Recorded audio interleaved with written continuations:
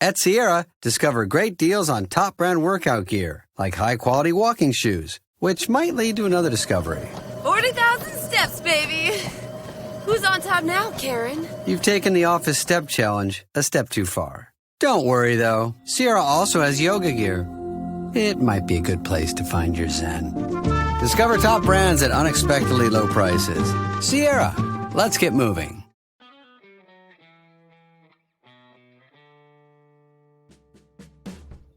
Hello and welcome to the Oregonian Sports Podcast. I'm Bill Oram, joined, as always, by Brenna Greene. Brenna, how are you? I'm good. I'm more interested in how you are. Because our loyal listeners, I'm sure, were clamoring. They were like, oh my gosh, Bill and Brenna have not done this podcast in a very long time. What's going on? It's been a couple of weeks. Yes. Well, 2 weeks ago, we had to punt because I was home alone with my 6-year-old who was ill. He had a fever that would not go away.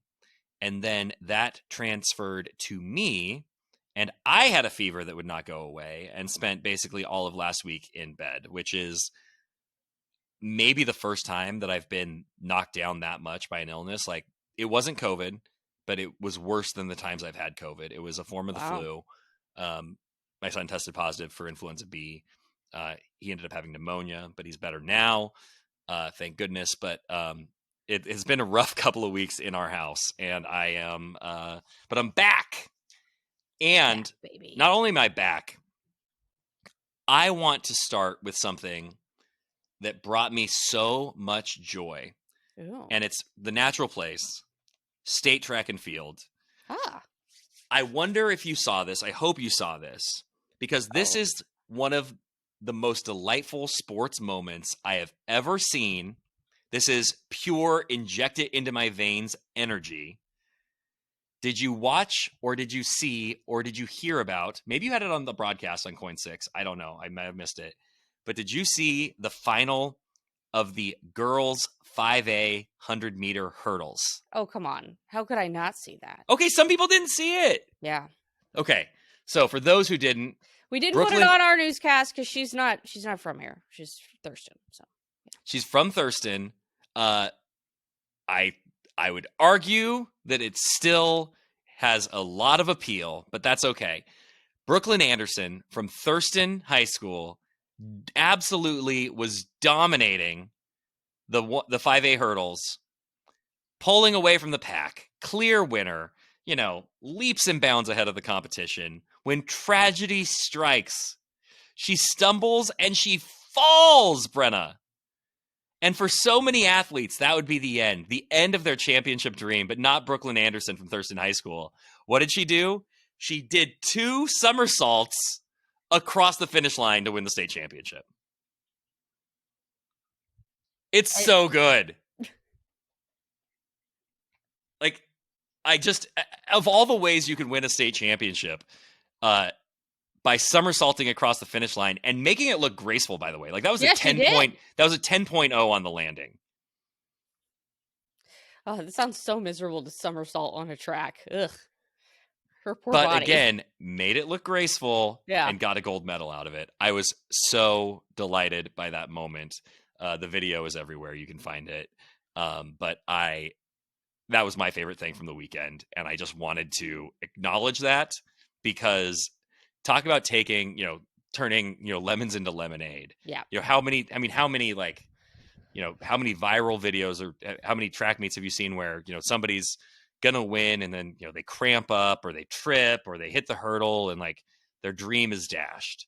Yep. And I just don't know that I've ever seen somebody turn it into a positive. And she still won the championship by like 0.2 of a second. That's how far ahead she was. Yeah, she was crushing. Cruising and crushing, baby. Okay, so the big thing happening outside of state track this weekend was college baseball. Yes. And Oregon and Oregon State have both been, really good the last few years, especially. They both, Oregon went to a super regional each of the last 2 years. Oregon State was in a super regional last year. And the Ducks beat the Beavers in all 4 matchups this year. Mm-hmm. And then what happens on Friday, whatever the first day was. Friday. They both lose their first matchups in regionals they're hosting.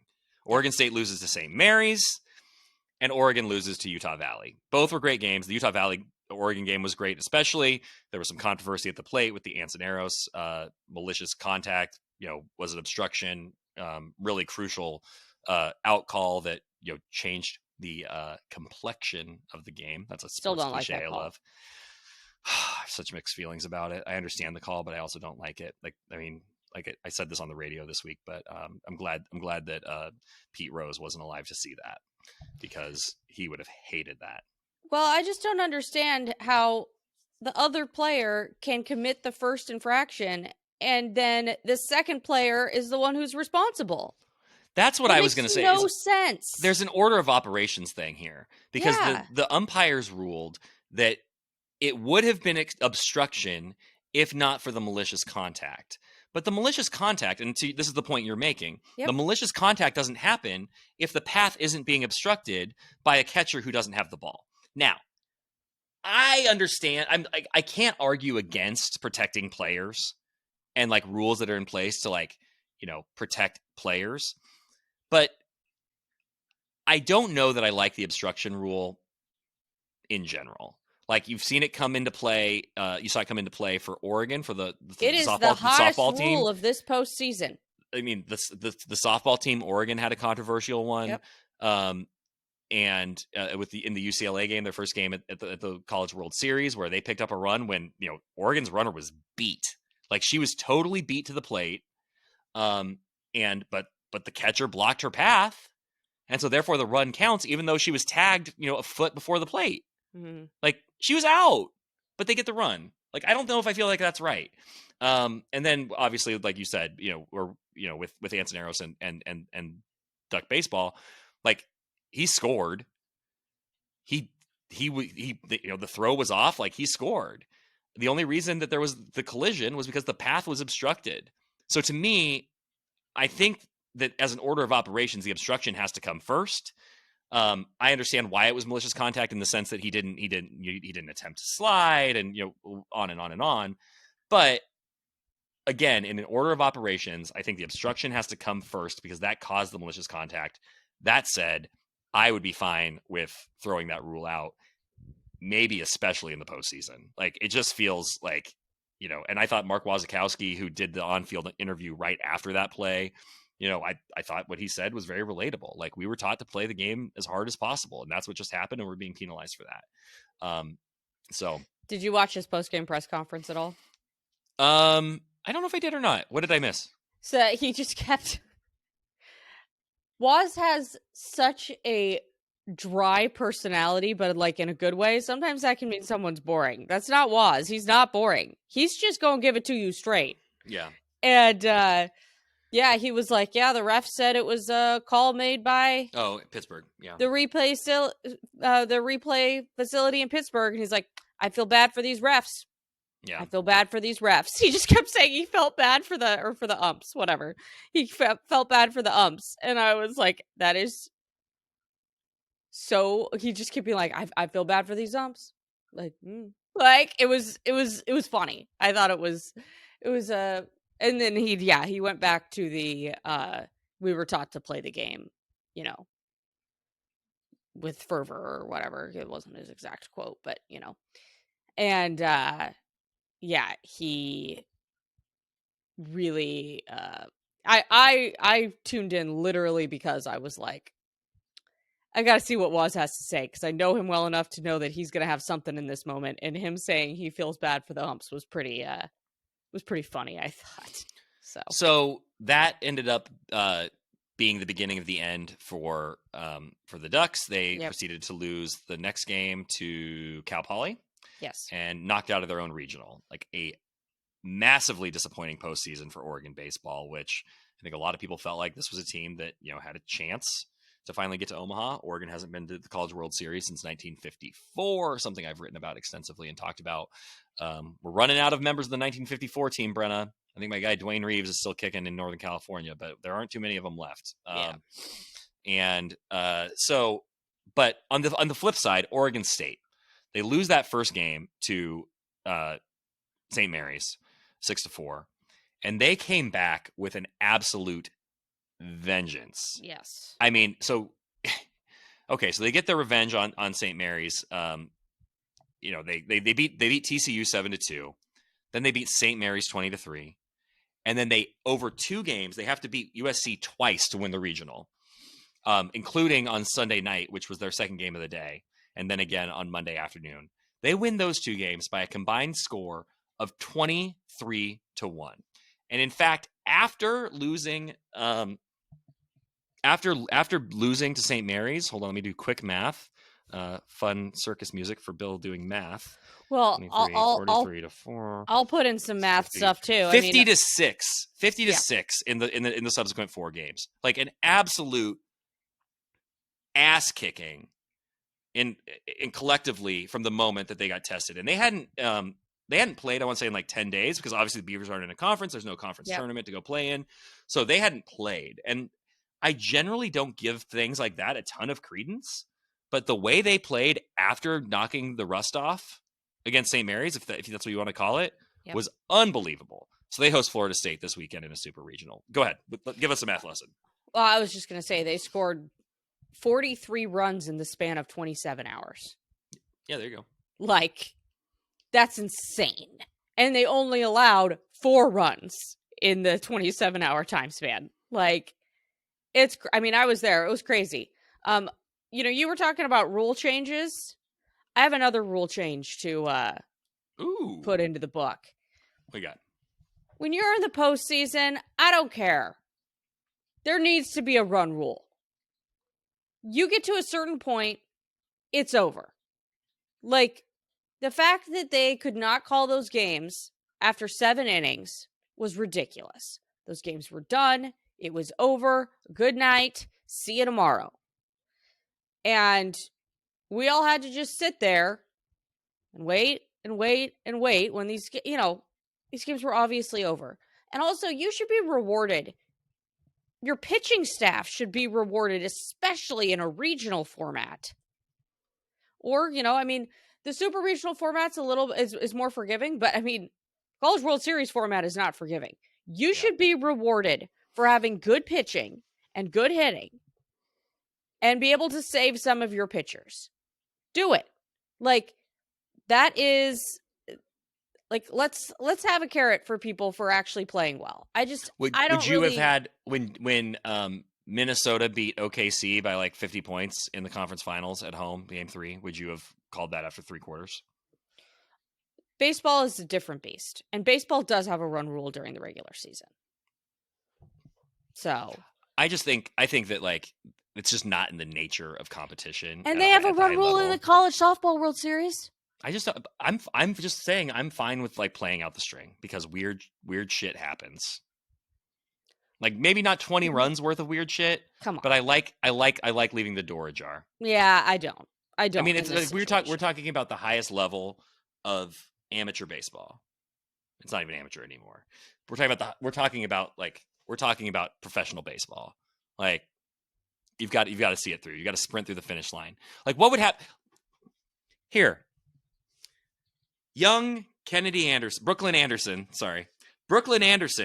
was so far ahead of the competition in the 100-meter hurdles in the 5A state championship. Once again, that is not a fair comp. At 80 meters, they should have just called the race. That is not a fair comp, She Bill, couldn't lose. She couldn't lose. But what happened? She almost lost because weird shit happens. That's not a fair comp, and you know that. I am just disagreeing and saying that I like that you have to run through the finish line, and that the Beavers had to close those games. I think that, obviously at a certain point, I think it's okay, but at a certain point too, it's like we got to move on to the like, what's the number? phase. 10 runs? Yeah, I think if you're up by 10 going into the 8th, the likelihood a team is going to put up 10 runs over 2 innings is so minute and so small. And like I said, they have the run rule in college softball still. So I don't understand the discrepancy there. Doesn't make a lot of sense to me. So, Yeah, and those games were just it was over. I would also just say there's so much offense in college baseball. Like the numbers that you see in like college baseball scores are so big. Like, I mean, Murray State, beat Ole Miss in a regional 12-11. North Carolina scored 14 runs. LSU scored 10. Tennessee scored 11. Like, you just get so much offense in these games that, like, again, you're probably right. Like, nobody's coming back from 20-1, right? Like, that game is in hand. But I just think as conceptually, I don't think you want to short circuit these games. But I understand where you're coming from, and especially like, I mean, hey, we got deadlines. We've got shows to do. Like, we're sitting here, like, playing out the string. Like, I get the inconvenience and annoyance of it. I just think from a sporting standpoint, at this level, play it out. And I would say the same. I would like to see the same in softball. I'm fine with. I agree with you that I'd like the rule to be standard across the two sports. But my default and my preference would be no run rule. But I like the idea. I like that you're bringing rule changes to the podcast. I like the heat. Yeah, I mean, I just don't really. I think that you should reward a team, especially in that regional format, and reward a pitching staff in particular in a regional format for playing so well. So are you more impressed by what Oregon State did after getting punched in the mouth by St. Mary's, or more disgusted by how meekly Oregon went out of its own regional? When you have a potential Golden Spikes winner and you have he's the home run leader for the entire sport. You have a 6'10" pitcher who I had plans to write about and now will not get to. Is it more impressive what Oregon State did, or more disappointing what Oregon produced? It's a really good question, because, man, both situations are so extreme. Yeah.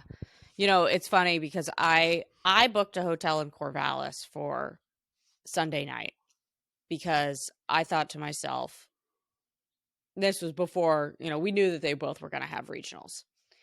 And so I told my management, I said, there is a high likelihood one of these teams is playing on Monday. Just how these things go, we're going to have a situation where one of them is going to be, these regional formats always work out this way. The likelihood both of them wrap it up on Sunday is pretty low. Yeah. The reason why I decided to book a hotel room in Corvallis is because, quite frankly, I thought Oregon was going to wrap it up on Sunday. And I thought Oregon State would probably need Monday. Well, I was right about one of the teams. Mm-hmm. I chose the right locale. The Ducks certainly simplified things by not needing to wrap it up on Sunday. They wrapped it up on did. Saturday. Yeah, they did it Saturday. So I think in the context of that, I'm going to go more disgusted about what the Ducks did. Yeah. What are your thoughts?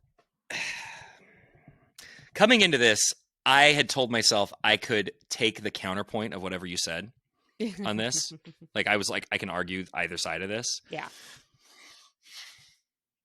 Because on one hand, winning regionals are hard. Baseball can be a very random sport. I think the Ducks got a little bit jobbed by the Anson. I think so. The Ansoneros thing, they went from having a run in and a runner at. It would have been 6-5. I believe. Would have been 6-5, and they would have had one out with a runner in scoring position, and instead you had 2 outs, and the runner was sent back to first, and you're still down 2. So completely changed the momentum and the structure of that game. Like, the Ducks were in position to rally, and that completely killed the rally. Yeah. So regardless of what you think of the call, like, they were marching, football term, but applies here. Momentum was with them. They were rallying, and it completely killed the rally. And so, if not for that moment, do they win that game? I would say yes. Should not have been in that position against Utah Valley. Yeah. So I think in in a vacuum, I would say losing a home regional in 2 games against the lowest seeded teams in your region, you know, after winning the Big Ten regular season conference championship, or a share of it, is so disappointing. Yeah. That said, the argument for Oregon State that I will make is just the absolute severity of what they did and the complete dominance. Mm-hmm. I don't think that just in a vacuum, them coming back and recovering from losing their first game is outweighs what the devastation of what happened to the Ducks, but the absolute severity and lopsided nature of what came next, I think, is impossible not to be blown away by in terms of impressiveness. And I would also say the way they did it, because they mashed, Trent Carraway homered in all 5 games. Like, he's on a Daniel Murphy like stretch. Crazy. Shout out Daniel Murphy. Great Met 2015. But also that St. Mary's game, the second one, it was the USC game. It was the first USC game, right? When they were bunting. Oh yeah. Where they laid down like 4 safety squeezes, scored 3 runs on bunts. Like, I mean, the broadcasters were absolutely, agog, saying they'd never seen anything like it. I don't watch enough baseball to say I've never seen anything like it, or that there's never been anything like it. Like, a lot of baseball I don't see, but I hadn't seen that. I hadn't seen just such a commitment to the bunt, commitment to the bit, but the bit being a bunt, to that extreme, and then for it to work. So that was pretty awesome. Yeah. And then to turn around and then to mash the rest of the way. I thought like that was just so impressive. And I love that the Beavers showed that they can beat you kind of in whatever way is necessary. I mean, great pitching. They can beat you with small ball. They rake. And like, that's one thing about the Ducks under Mark Wasikowski. Like, they are very boom or bust. Like, the entire offensive strategy at Oregon is, we're going to hit homers. We're going to hit dingers. They have set school records each of the last 3 years in total home runs. They've had a new all-time school leader in home runs. This year it is Mason Neville. Jacob Walsh had said it. Like, it's like each of the last 3 years, there's been a new all-time single-season home run leader at Oregon. And like, I mean, it's fun. Like, it's obviously fun to go to an Oregon game and watch balls get, hit into the parking lot. And I had a conversation with Waz once where I was like, like, how did this happen? Like, why are you guys like so dependent and successful with the long ball? And he like, it's very simple, right? Like, he wasn't quite like chicks dig the long ball, but he was like, well, home runs count for more points than singles do. And it's like, that's true. But I also think it's sort of a short-sighted strategy. Like, a bunch of like, or not a bunch of, but like, would you rather have 3 home runs or 3 doubles and 2 singles? Like, 3 solo home runs or 3 doubles and 2 singles? Like, what's going to produce the most? And I think that like having consistency top to bottom of the lineup, stringing runs together, being able to do it different ways is just a little bit more sustainable, especially in the postseason. And I think this is part of why you've seen, the Ducks, struggle when it gets to be this time of year. I think I would side with you on the idea that it was more impressive what the Beavers did, if not for the fact that Oregon was the first team to lose in their home regional. Yeah. And just, bowing out Saturday, I don't think anybody had coming for that Oregon team. I mean, they were the first regional seed to lose in a weekend where a lot of regional seeds lost. So, I think that says that baseball is really starting to have more and more parity, which is exciting for that sport. I think that's fantastic for college baseball. But I mean, there's 7 host sites, including the top 2 seeds, who didn't make it to this weekend. Yeah. So, and now I say that, and I'm like, well, maybe it's more impressive what OSU did, because... But also, maybe to the point, like, obviously Oregon was going to have to go to North Carolina, and North Carolina's been awesome. Like, they've been one of the hottest teams in the country. So, like, maybe the journey would have ended for the Ducks anyway.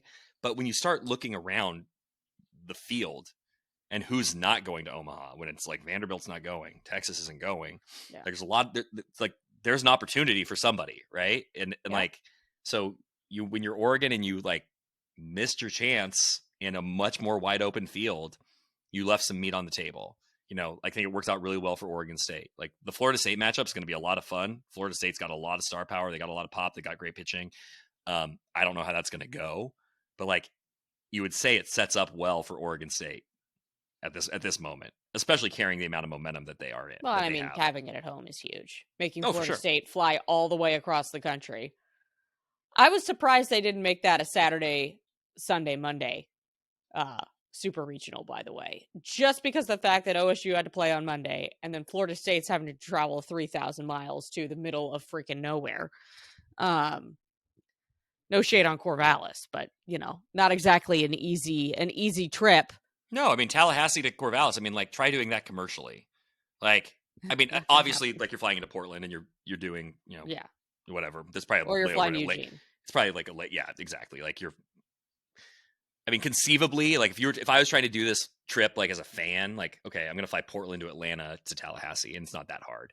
But like door to door, Tallahassee to Corvallis has got to be one of the more extreme trips in the postseason this year. Yeah, most definitely.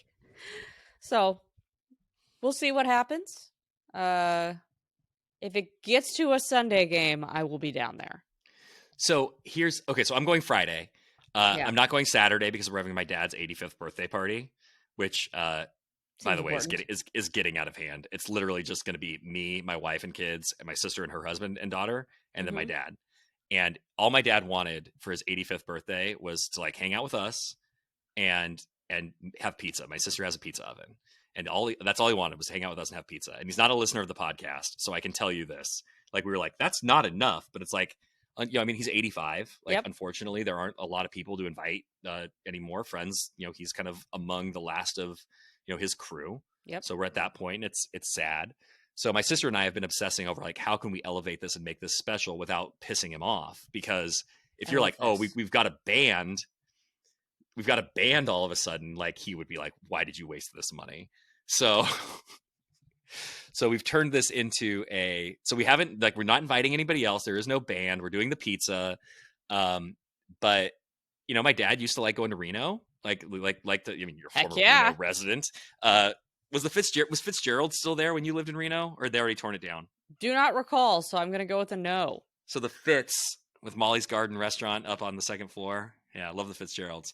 So my dad would go like to the Safari Club International Convention and like, and hang out at the Ritz, or not the Ritz, at the Fitz, very different, the Fitz Carlton, and play some blackjack. So we have a blackjack dealer coming in on Saturday to deal some cards, and that's our elevation. But now we're like, well, how do we like are there prizes for the top blackjack dealer, and like how much like incentive do we need to make sure that our dad has to want to play cards for 3 hours? So like, how big does the prize need to be? It's like, so we're like in our heads about this birthday party. I love that. My dad's also a big Shania Twain fan. So I did order on short notice a 6-foot cutout of Shania Twain to have at the blackjack table. So she will play blackjack with us. Amazing.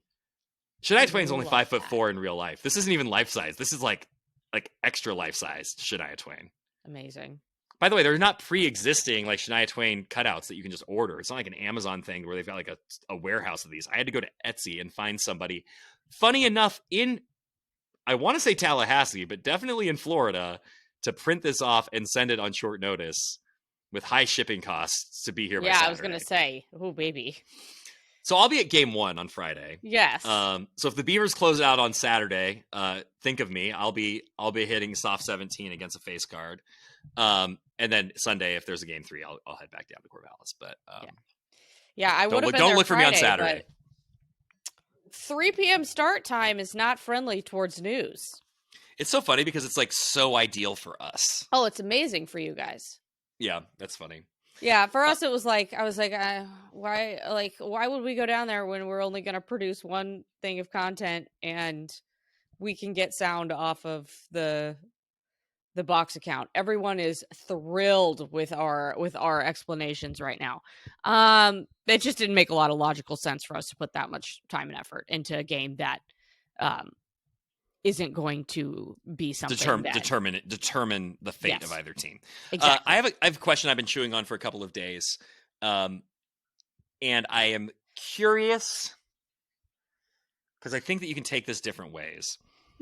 But Oregon State and Florida State, which school do you believe has the more impressive stable of major league alumni? I do not expect you to be able to name too many Florida State major leaguers. Yeah, that's not in my repertoire. But Oregon State, we're talking Jacoby Ellsbury, Michael Conforto, Matt Boyd, Stephen Kwan, Adley Rutschman. Obviously Bazana's not a major leaguer yet, but number 1 overall pick. Iva Arquette's going to be a top 5 pick, but maybe we can't count those guys yet. But like I'm saying, that's a pretty good 5. Yep. Okay. Florida State. I think Florida State has the best player alumni wise in this matchup. They have Buster Posey. Yeah, that'll do it. Okay. You have an award named after you? Yeah, that works. Okay. Deion Sanders. Forgot he played baseball there. Yeah. Okay. JD Drew.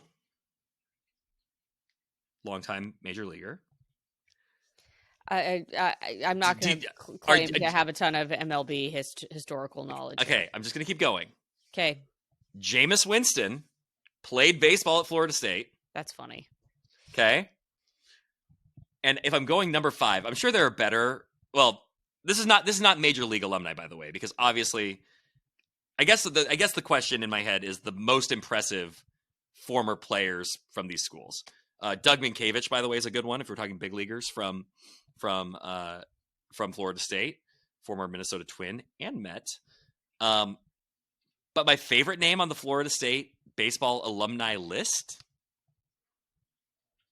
I think I could give you approximately 97 years, and you would not get this person. Okay. Because I wouldn't have. I'm not going to have any guesses. Can you just pick a name? Any name from American sports history, and then I'll tell you what it really is. Because the real answer might be more random than whatever you can pull out of thin air right now. Bo Jackson. Went to Auburn, so that would be random. Yeah. But you're in the right sport. Okay. Lee Corso. Amazing. Played baseball at Florida State. Amazing. There might be some other guys on here because, again, like you, I'm not a baseball, expert.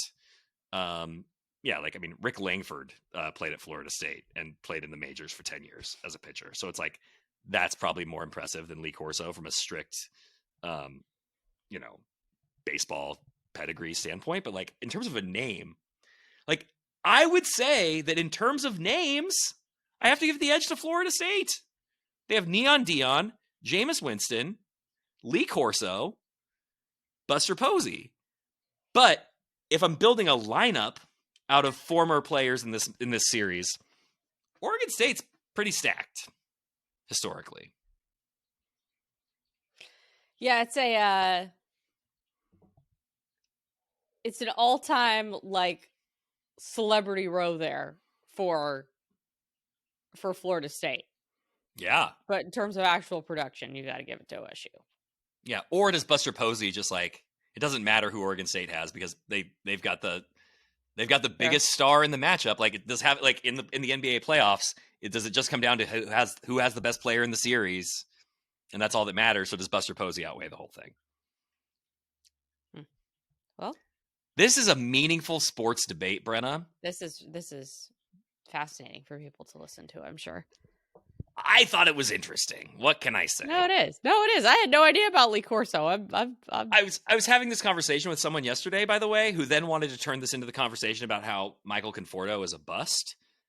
And like that made me really sad also as a like quasi Mets fan, because Michael Conforto was a great Met for like a year or 2 years and now is sort of like hanging on with the Dodgers. But I don't think Michael Conforto's a bust. I think he's been too good at his peak to be considered a bust. That said, I accept that his peak of production was shorter, and he never quite broke through as the mainstream star that they thought he was going to be. But I mean, really good Major League ball player. So that kind of hurt my feelings a little bit to hear somebody call Michael Conforto a bust. I'm sorry about your feelings. You're not sorry about my feelings. That is the opposite of what you are. Okay, Brenna. So college baseball, awesome. We're in the meat of the year. My dad's 85th birthday party. Limited guest list, but Shania Twain will be there. The Softball World Series continues without the Oregon Ducks. They're done. Is there anything else you want to touch on before we move on to the weekend? To the weekend. Like leaving this podcast to go. Yes. Yeah, not to talk about the weekend. Jeopardy Masters, Wednesday night on ABC. What's going on Wednesday night on ABC? Jeopardy Masters. Have you not been watching the Jeopardy Masters tournament? No, that has not been in my rotation. I'm sorry. I've been enjoying it.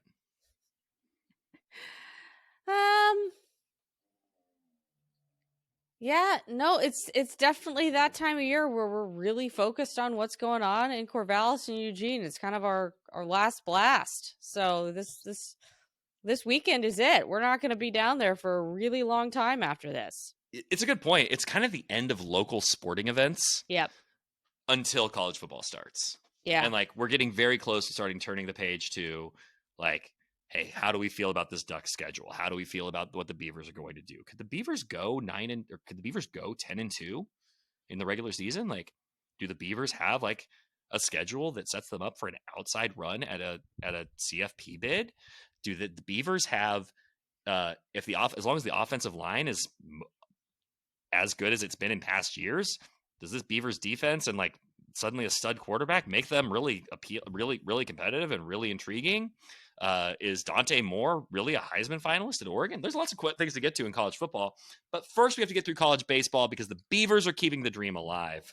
And it's disappointing to me that we don't have more to talk about when it comes to the Blazers. But the ping pong balls went the way they went. So, and in terms of the team sale, I think that it's going to be a few more at least weeks until we have anything of interest to talk about there. So yeah, I think the sale, I mean, who knows, right? But I think there's a lot that's going to need to unfold before the sale like makes any meaningful progress, at least in terms of public knowledge. Yeah. The draft, I mean, like, here's the thing about the draft and the Blazers, and we're here we are like 3 weeks away from the draft, so there's some time, but I do find myself kind of getting pulled in by the draft every year. Even though the Blazers only have the number 11 pick, you start looking at names, you're like, ooh, Asa Newell from Georgia. Like, maybe he'd be a good fit. Maybe, ooh, Cedric Coward from Washington State. Maybe he'd be a good fit. And like, you start kind of going down the list and getting like a little bit intrigued by some of these people. And like, it's obviously a very different conversation than I think everybody hoped the Blazers would be having. Like, oh, do you take Ace Bailey or Dylan Harper with the number 2 pick because the Blazers jumped in the lottery? Oh, gosh, what number should Cooper Flagg wear that will eventually be retired in the rafters next to Lloyd Neal? Obviously not the conversation you're having, but I think there's some interesting stuff. There are going to be some big offseason questions to get into with them as well in terms of, are you extending Shaden Sharp?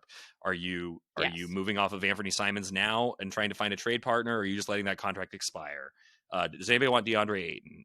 What about Tumani Kamara? Because you could extend him now as well. There's a lot but that's what July is going to be for. That's what the second half of June is going to be for. So I'm looking forward to all of that. BG. But mostly welcome back to the Oregonian Sports Podcast. Yeah, we're back, We've been baby. MIA. We're back with vengeance. My week-long 101 fever, let me tell you, like not enough to like really like be truly miserable, but just enough to make me so lethargic and bummy that I couldn't do anything. Like, I could not do anything. And like, shout out to my wife, by the way, Leslie Oram, holding it down with the kids, taking care of the sick one and the healthy one, and also like not entirely forgetting about me back in my hovel of our bedroom. So I appreciate that, because it would not have worked without her. That's for sure. She doesn't listen to this podcast. She doesn't know that she's getting shouted out, but I feel like it's important that everybody else knows. Shout out Leslie. Exactly. All right, Brenna, without any further parting thoughts, we're going to get out of here. By the time we come back, we will know who the Beavers will be playing in Omaha, because when you outscore your opponents 50-6, what did I say it was? Whatever it was. Whatever the number was. Yeah, 24 runs in 47 hours, or 47 runs in 24. A lot. 43 runs in 27 hours. Thank you. You are destined for greatness beyond a super regional. So as long as the Beavers keep the bats alive the way they have been, it's really not going to matter what Florida State does. So we'll see if they can keep that momentum going. If Trent Caraway can keep hitting dingers, going to make a huge difference going forward for the Beavs. So we'll have more on that next week. Brenna, thank you very much. This has been the Oregonian Sports Podcast. Tell your friends to listen, rate, subscribe, read the Oregonian, watch Coin 6 with Brenna Greene. She's on TV. How cool is that? Like, it's like, I used to think, Brenna, when I was a kid, like my parents would talk to me about, like, if there's ever a fire, like, you need to go to like a door and get out of the house safely. And I remember saying, but what about my friends in the TV? And thinking that I needed to like break open the television to get like Elmo and Big Bird out. And I want you to know that there's Elmo and Big Bird. I want you to know that if my house is ever on fire, I will break my TV screen to pull you out of the TV. Thank you so much. So you won't. That's the kindest thing anyone's burn ever to said death. To me. Thank you. All right, Brenna, we'll talk next week. Thank you for listening. On that note,